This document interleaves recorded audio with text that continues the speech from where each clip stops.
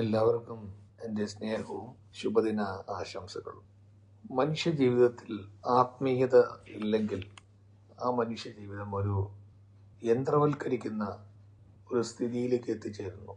നമുക്ക് നമ്മുടെ സമൂഹത്തിൽ കാണാൻ പറ്റും, പലരും ഒരു യന്ത്രം പോലെ അവരുടെ ജീവിതം കാലത്ത് എണീക്കുക, ജോലിക്ക് പോകുന്നു, സമ്പാദിക്കുന്നു, വീട്ടിൽ കൊടുക്കുന്നു, കിടന്നുറങ്ങുന്നു. എന്താണ് ജീവിതം എന്നോ, എന്തുകൊണ്ടാണ് നമ്മൾ ഇങ്ങനെ ആകുന്നത്, ഇനി എങ്ങനെയാണ് നമ്മുടെ ജീവിതത്തിനെ കുറച്ചുകൂടി മനോഹരമാക്കുക എന്നുള്ള ചിന്തകളൊന്നും ഇല്ലാതെ അങ്ങനെ ജീവിക്കുന്ന പലരെയും നമ്മൾ കാണുന്നുണ്ട്. പക്ഷെ അവിടെ ഒരു ആത്മീയത അല്ലെങ്കിൽ ഒരു ദൈവവിശ്വാസം എന്തെങ്കിലുമൊക്കെ ഉണ്ടെങ്കിൽ അവരുടെ ജീവിതം മാറുന്നത് നമ്മൾ കാണാറുണ്ട്. ഇത് പറയുമ്പോൾ എനിക്കൊരു കഥ ഓർമ്മ വരുവാണ്. ഒരു റെസ്റ്റോറൻ്റാണ്. ആ റെസ്റ്റോറൻറ്റിൽ ഒരു സെർവറുണ്ട്, ജോലി ചെയ്യുന്ന, ഇങ്ങനെ സപ്ലൈ ചെയ്യുന്ന ഒരാൾ. അയാളൊരു യന്ത്രത്തെ പോലെ നേരെ വരും, ഓർഡർ എടുക്കും, കിച്ചണിൽ നിന്ന് ഫുഡ് കൊണ്ടുവന്ന് കൊടുക്കും, കാശ് കൊടുക്കും, ചിരിക്കുകയെ സാറേ സുഖമാണെന്ന് ചോദിക്കുകയെ. സാധാരണ മനുഷ്യരങ്ങനെ ചെയ്യാമല്ലോ, സാറേ സുഖമല്ലേ. ദിവസം വരുന്ന ആൾക്കാരോട് അദ്ദേഹം ഒന്നും ചോദിക്കില്ല, ഒന്നും സംസാരിക്കില്ല. അപ്പോൾ ഇയാളൊരു ജാതി ആളാണെന്ന് ചില ആൾക്കാർ വിചാരിക്കും. ചില ആൾക്കാർ അയാളോട് മിണ്ടാൻ പോവില്ല. ഇങ്ങനെയും മനുഷ്യരുണ്ടല്ലോ എന്നും പിറുപിറുക്കാം. പക്ഷെ അവിടെ വന്നൊരു എഴുത്തുകാരൻ ഇയാളെ കണ്ടപ്പോൾ ഇയാളെ പറ്റി ഇങ്ങനെ ഒബ്സർവ് ചെയ്യായിരുന്നു, ഇയാൾ എന്താ അങ്ങനെ ചെയ്യുന്നത് എന്നുള്ള പോലെ. അയാളെ പറ്റി അന്വേഷിക്കുമ്പോഴും അയാൾ ആരോടും ഒന്നും സംസാരിക്കുന്നില്ല. വരും, ഓർഡർ എടുക്കും, ഫുഡ് കൊടുക്കും, ബില്ല് വാങ്ങിക്കും, കാശ് കൊടുക്കും, ടിപ്സ് കൊടുത്താലായി, പോക്കറ്റിലിട്ടു, അല്ലെങ്കിൽ അതും ചോദിക്കില്ല. അപ്പോൾ ഈ എഴുത്തുകാരൻ 2-3 ദിവസം പോയിട്ട് ഒരു ദിവസം വേണമെന്ന് വെച്ചാൽ ഇയാൾ സംസാരിക്കാനായിട്ട് പോയി.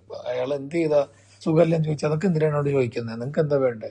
ഇങ്ങനെയാണ് ഒരു ആരെങ്കിലും കണ്ടപ്പോൾ ഇയാൾക്കൊരു മനുഷ്യത്തില്ലാത്ത ഒരാളാണല്ലോ എന്നൊക്കെ പറയാം. പക്ഷെ ഈ എഴുത്തുകാരൻ എന്തോ അയാളുടെ അടുത്ത് അയാൾക്ക് എന്തോ ഒരു വിഷമമുണ്ടോ, അയാൾ എങ്ങനെയാണ് നമ്മൾ മാറ്റുക എന്നൊക്കെ പറഞ്ഞ് എത്രയോ ശ്രമിക്കുന്നുണ്ട്. എന്ത് ചെയ്താൽ ഇയാൾ സംസാരിക്കുന്നില്ല. അവസാനം ഹാൻഡ് വാഷ് ചെയ്യുന്നതിൻ്റെ അടുത്ത് ഇയാൾ വരുന്ന സമയം നോക്കിയിട്ട് ഇയാളുടെ കാറിന്റെ താക്കോല് താഴെ ഇടും. അത് പുള്ളിക്കാരൻ നേരെ, ഈ സെർവർ നേരെ വന്നിട്ട് ആ താക്കോലെടുത്തിട്ട് ഇയാളത് കൊടുത്തിട്ട് ഒരൊറ്റ വരി മാത്രം സംസാരിക്കും, ഞാനും മനുഷ്യനാണ്. കഥ അവിടെ തീരുകയാണ്. പക്ഷെ നമ്മളെന്തൊക്കെയോ നമ്മളെ ചിന്തിപ്പിക്കുന്നു. എന്താണ് ഇങ്ങനെ മനുഷ്യര്, എന്തുകൊണ്ടാണ് അവർ ഇങ്ങനെ ആകുന്നത്, അവർക്ക് ആരാണ് നമ്മൾക്ക് ധ്യാനം പഠിക്കുന്ന, നമ്മൾ ഇത്രയൊക്കെ അറിയുന്ന, നമ്മൾ ഇതുപോലുള്ള യന്ത്രവൽക്കരിക്കപ്പെട്ട ഒരു മനുഷ്യ ജീവിതത്തിന് വേണ്ടി നമ്മൾ എന്താണ് ചെയ്യുന്നത്. ഇന്നലെ ഞാൻ തോന്നുന്നു നമ്മുടെ പാവനാജി സംസാരിക്കുമ്പോൾ അവർ പറഞ്ഞു, ആന്ധ്രയിലുള്ള ആൾക്കാരൊക്കെ ഭയങ്കര ജോലി തിരക്കായിരിക്കും. ആ ജോലി തിരക്കിലും അവര് കാലത്ത് നേരത്തെ എണീച്ച് ആഹാരം ഉണ്ടാക്കി ധ്യാനം ചെയ്ത്, അത് കഴിഞ്ഞ് ജോലി കഴിഞ്ഞ് വന്ന് സമയം കിട്ടുമ്പോഴൊക്കെ ഈ ധ്യാനത്തിനെ പറ്റിയും ആത്മീയതയെ പറ്റിയൊക്കെ എല്ലാവർക്കും പോയി, ആന്ധ്രയിലുള്ള ആൾക്കാരൊക്കെ അങ്ങനെ ആന്ധ്രയിലുള്ള പലർക്കും ഈ ആന്ധ്രയിൽ ജോലി ചെയ്യുന്ന ബിസി ആയിട്ടുള്ള ആൾക്കാർ തൻ്റെ ജ്ഞാനത്തെ അവർക്ക് അറിഞ്ഞത് മറ്റുള്ളവർക്ക് പകർന്നു കൊടുക്കുന്ന ആ കാര്യം പാവനാജി ഇന്നലെ പറഞ്ഞിരുന്നു. അപ്പൊ നമ്മൾ അതൊക്കെ കേട്ടിട്ട് ഇതുപോലുള്ള മനുഷ്യരെ കാണുമ്പോൾ നമുക്ക് അവരോടുള്ള കടമ എന്താണെന്ന് നമ്മളൊന്ന് ആലോചിച്ചു പോകുന്നു. ഇതൊരു സംഭവം. രണ്ടാമത് എനിക്ക് എന്താ പറയാൻ എനിക്ക് ആഗ്രഹിക്കുന്ന വെച്ചാൽ, നമ്മുടെ ഈ ലോകത്ത് എപ്പോഴാണ് സംസ്കാരം ഉണ്ടായത്? എൻ്റെ കൊച്ചന്വേഷണത്തിൽ ഞാൻ മനസ്സിലാക്കിയത്, വളരെ ആരോഗ്യമുള്ള ഒരാള് ആരോഗ്യമില്ലാത്ത ബലഹീനനായ ഒരുത്തനെ സ്നേഹിക്കുമ്പോൾ അവനോട് കരുണ കാണിച്ചപ്പോൾ. എപ്പോഴും ശക്തിയേറിയവനാണല്ലോ മുന്നിൽ നിൽക്കുക. പക്ഷെ ശക്തി കൂടുതലുള്ളവൻ ശക്തിയില്ലാത്ത ഒരാളോട് കരുണയായിട്ടും സ്നേഹമായും സംസാരിക്കുന്ന ആ സമയത്തായിരിക്കണം സംസ്കാരം ഈ ലോകത്ത് അതിനൊരു തുടക്കം കുറിച്ചിട്ടുണ്ടാവുക എന്ന് എനിക്ക് തോന്നുന്നു. പണമുള്ള ആൾക്കാർ പണമില്ലാത്ത ആൾക്കാരെ ഡോമിനേറ്റ് ചെയ്യും, അല്ലെ, അധികാരം കാണിക്കും, അവരെ മിസ്യൂസ് ചെയ്യും.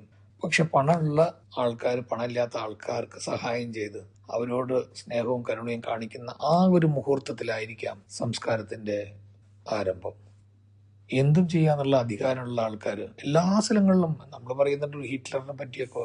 ഒരു ഹിറ്റ്ലറില്ല, എല്ലാ വീടുകളിലും ഒരു ഹിറ്റ്ലറുണ്ട്. ഒരു അമ്മ ഹിറ്റ്ലറായിരിക്കാം, അച്ഛൻ ഹിറ്റ്ലറായിരിക്കാം, അനുജൻ ഹിറ്റ്ലറായിരിക്കാം, ആരെങ്കിലും ഒരാൾ ഹിറ്റ്ലറായിരിക്കും, അമ്മൂമ്മ ചിലപ്പോൾ ഹിറ്റ്ലറായിരിക്കാം. അവര് എന്തെങ്കിലും കുറ്റം കണ്ടുപിടിക്കും, എന്തെങ്കിലും പറയും, എന്തെങ്കിലും പോര് കുത്തും. അമ്മായിമ്മമാരുണ്ടാകും, മരുമകളുണ്ടാകാം. എത്ര ഓൾഡ് ഏജ് ഹോം, വൃദ്ധസദനങ്ങളൊക്കെ വരാൻ കാരണം എന്താണ്? ആരും ആരോഗ്യവും ദ്രോഹിക്കുന്നുണ്ട്. അപ്പൊ ഇതൊന്നും ഇല്ലാണ്ട് അധികാരമുള്ള ആൾക്കാര് അധികാരമില്ലാത്ത ആൾക്കാരോട് എപ്പോ സ്നേഹം പ്രകടിപ്പിച്ച് കരുണയും ത്യാഗവും എല്ലാം ചെയ്യുന്നു, അവിടെ ആയിരിക്കണം സംസ്കാരം വന്നു കാണുക. ഇതിനൊരു നല്ലൊരു കഥ എനിക്ക് പെട്ടെന്ന് ഓർമ്മ വരുന്നത്, ഒരു വലിയൊരു കടൽ. ആ കടലിൽ വളരെ ചെറിയ കൊച്ചു മീൻ. ഈ മീൻ ഇങ്ങനെ പോവുകയാണ്, കടലിൽ ഇങ്ങനെ കളിച്ച് നടക്കുകയാണ്. അപ്പൊ അതിന്റെ പിന്നിൽ വലിയൊരു മീന്, വളരെ എന്താ പറയാ, ഒരു കൊച്ചു ആനയുടെ അത്രയൊക്കെ സൈസുള്ള വലിയൊരു മീന്. ആ മീൻ ഈ കൊച്ചുമീൻ്റെ പിന്നിലിങ്ങനെ വരികയാണ് ഭക്ഷിക്കാനായിട്ട്. അപ്പോൾ ഈ കൊച്ചുമീൻ പോയി പറയും, എന്തിനാണ് എൻ്റെ പിന്നിൽ വരുന്നത്? ഞാൻ നിന്നെ കഴിക്കാനായിട്ട്, ആഹാരം കഴിക്കാൻ, നീയാണ് എൻ്റെ ആഹാരം. അതാണ് കടലിൻ്റെ നിയമം. എന്താണ് നിയമം? ആ, അതറിയില്ലേ? ഞാൻ വലിയ മീൻ ചെറിയ മീനിനെ കഴിക്കണം എന്ന് നിങ്ങൾക്ക് അറിയില്ലേ? അയ്യോ, നിങ്ങൾക്ക് എന്നെക്കാളും വളരെ നല്ല വലിയ വലിയ മീൻ വേണമെങ്കിൽ കിട്ടുമല്ലോ, വേറെ എന്തൊക്കെയോ പദാർത്ഥങ്ങൾ കടലുണ്ടാകില്ലേ, പിന്നെ എന്തിനാണ് ഇങ്ങനെ ഉപദ്രവിക്കുന്നതെന്ന് കുറേ പറയും. പക്ഷെ ഈ കൊച്ചുമീനിന്റെ യാതൊരു ശബ്ദത്തിനും ഒരു വിലയുമില്ലാണ്ട് അയാൾ ആ വലിയ മീൻ ഇങ്ങനെ തന്റെ അധികാരത്തിന്റെയും ശരീരബലത്തിന്റെയും അഹങ്കാരത്തില് ഈ കൊച്ചുമീനിനോട് വളരെ വളരെ കളിയാക്കുന്ന ഒരു സ്വരത്തിൽ ചോദിച്ചു, എന്നാ ശരി, എനിക്ക് നിന്നെ കഴിക്കണം, ആഹാരം കഴിക്കണം, അതല്ല നിന്നെ പറ്റില്ല എന്നല്ല നീ പറയുന്നത്. ശരി, ഒരു കാര്യം ചെയ്യ്, നീ എന്നെ തിന്നു, നീ എന്നെ കഴിക്ക്. അയ്യോ, അതെങ്ങനെയാ പറ്റുക? അതാണ് നിയമം. ഒന്നിലോ നീ എന്നെ കഴിക്കണം, അല്ലെങ്കിൽ ഞാൻ നിന്നെ ആഹാരം കഴിക്കണം. എന്താ വേണ്ടത്? നിനക്ക് എന്നെ കഴിക്കാൻ പറ്റില്ല. അപ്പോൾ എന്താണ്? അതാണ് കടൽ നിയമം, ഞാൻ നിന്നെ കഴിക്കണം. കഥ എന്താണ് അവിടെ തീർന്നു. എന്നോ വായിച്ചൊരു കഥ. പക്ഷെ ഞാൻ പലപ്പോഴും ഞാൻ ഓർക്കാറുണ്ട്, ഈ കൊച്ചു മീനാണ് ഞാനും നിങ്ങളും. നിങ്ങൾക്ക് വിസ്മയം തോന്നുന്നു, എന്താ സുരേഷ് ഇങ്ങനെ പറയുന്നത്?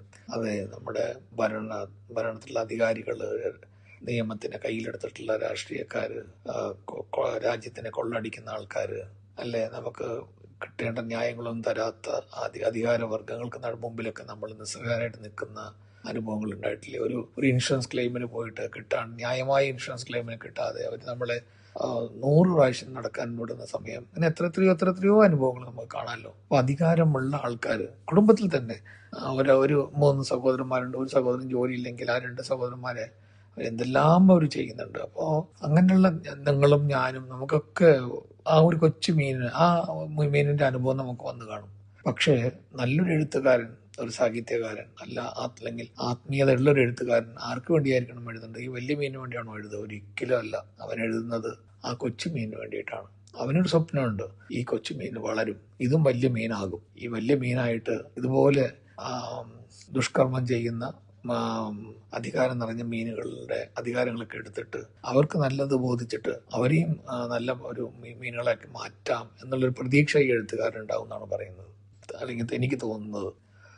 ഈ ഒരു പ്രതീക്ഷ, ഈ പ്രത്യാശ അത് നമുക്ക് ഉണ്ടെങ്കിൽ തീർച്ചയായിട്ടും പല മാറ്റങ്ങളും ഈ സമൂഹത്തിൽ നമുക്ക് പ്രതീക്ഷിക്കാനാണ് എനിക്ക് തോന്നുന്നത്. ഇതിലും വളരെ കഥ പറഞ്ഞു വന്നപ്പോൾ ഇനിയൊരു കഥ എനിക്ക് ഓർമ്മ വന്നത്, ഒരു നോർവേയിലാണെന്ന് തോന്നുന്നു, ഒരു നിരപരാധിയാണ്, നല്ല മനുഷ്യനൊക്കെയാണ്. പക്ഷെ അയാളെ എന്തോ ഒരു സംശയത്തില് പോലീസ് തേടുകയാണ്. ആരോ ചെയ്ത തെറ്റിന് ഇയാൾ കുടുങ്ങിപ്പോയി. പക്ഷെ ഇയാൾ പുറത്തൊക്കെ നല്ല മനുഷ്യനാണ്, കുടുംബത്തിൽ അത്ര നല്ല മനുഷ്യനല്ല.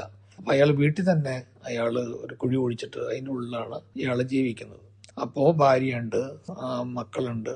അപ്പൊ ഇടയ്ക്കിടയ്ക്ക് അരമണിക്കൂർ കൂടുമ്പോൾ ഇയാൾ പറയും, ആ ജനലിൽ കൂടെ ശബ്ദം വരുന്നത് അത് അടയ്ക്കും, അതെന്താ കിച്ചണിൽ എത്ര ശബ്ദം വരുന്നത് അതെന്താ കുറയ്ക്കും. ഇങ്ങനെ ദിവസവും ശബ്ദം. അയാൾക്ക് അതിൻ്റെ ഉള്ളിൽ ഇരുന്നിട്ട് അയാൾക്ക് എന്തോ ഒരു അസ്വസ്ഥതയാണ്. ഇങ്ങനെ പുറത്തു വരാനായിട്ട് ധൈര്യമില്ല. ശബ്ദമുണ്ട് എന്ന് പറഞ്ഞിട്ട് അവർക്ക് ഭയങ്കര അസൗകര്യം. ഒരു ദിവസം കാലത്ത് ഇയാൾ ഒളിഞ്ഞ് ആ വീട്ടിൽ കുഴിച്ചിട്ടുള്ള കുഴിയിൽ നിന്ന് പുറത്തു വന്ന് നോക്കുന്ന സമയത്ത് അയാളുടെ ഭാര്യയും മക്കളൊക്കെ മരിച്ചു കിടക്കുന്നു. അവർക്ക് ഇയാളുടെ അസൗകര്യം സഹിക്കവയ്യാണ്ട് മരിച്ചു കിടക്കുകയാണ്. അപ്പോൾ പലപ്പോഴും നല്ല മനുഷ്യരായിരിക്കാം, പക്ഷെ മറ്റുള്ളവർ ചെയ്യുന്ന ദ്രോഹം അത് അസഹ്യമായി മാറുന്ന സമയത്ത് അവർക്ക് ആ കുടുംബം തന്നെ നഷ്ടപ്പെട്ടു പോകുന്നു. ഇവിടെയൊക്കെയാണ് നമ്മൾ ആത്മീയതയും അതിൻ്റെ മൂല്യങ്ങളും ഉള്ള മനുഷ്യർ, അപ്പോഴാണ് അവർക്കൊരു സംസ്കാരം വരുന്നത്. ഒരു നല്ല സംസ്കാരം വരുന്നത് തന്നെ അടിസ്ഥാനപരമായിട്ട് സ്നേഹം ഇങ്ങനെ പടർന്ന് പന്തലിക്കുന്ന സ്ഥലങ്ങളിൽ ഓട്ടോമാറ്റിക്കായിട്ട് അവിടെ ഒരു സംസ്കാരം വരുന്നതാണ് ഞാൻ വിശ്വസിക്കുന്നത്. സ്നേഹത്തിന്റെ അഭാവത്തിലാണ് പല വിഷമങ്ങളും ദുഃഖങ്ങളും വരുന്നതെന്ന് പല അനുഭവങ്ങളും നമുക്ക് കാണാൻ പറ്റും.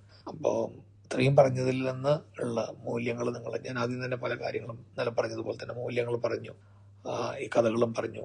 ഈ 2-3 കഥകളുണ്ട്, നിറയെ മൂല്യങ്ങളുണ്ട്. അടിസ്ഥാനപരമായിട്ട് സ്നേഹം എന്ന ഒരു വിസ്മയം നമ്മുടെ എല്ലാവരുടെയും മനസ്സിൽ അളവിന് മേലുണ്ടാകണം.